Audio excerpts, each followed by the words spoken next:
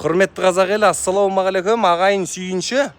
Менің алдында айқайлап тұрып, зарлап тұрып, Алматы қаласының қақ ортасынан қазаққа еш еңбегі сіңбеген Розбакиев пен Масанчи деген адамдарға неге көше беріп қойғансыңдар деген видеом бар ғой.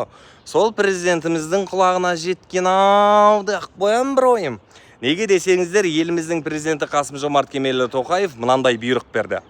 Елімізде 500-ге жуық көшенің аты ауыстырылу керек, және де жеңістің 80 жылдығы болғандықтан ол көшелерге Ұлы Отан соғысының ардагерлерінің аты берілу керек, және солардың атымен аталу керек ол көшелер деді. Керемет. Неге десеңіздер, ол майданға еліміздің 20%, яғни 1.200.000-ге жуық адам аттанды елімізден, ойлаңыздар. Оларға көше беретін болса, ол керемет. Және президенттің ең қатты тоқталған дүниесі, маған қатты ұнаған дүниесі мынау болды. Кейбір қалаларымызда деді, бір адамға 2 көшеден берілген деді. Яғни бір адамның атымен 2 көше аталғанға, ойлаңыздар, міндетті түрде соларды ауыстыру керек деп дәл осы жерді кесіп тұрып айтты.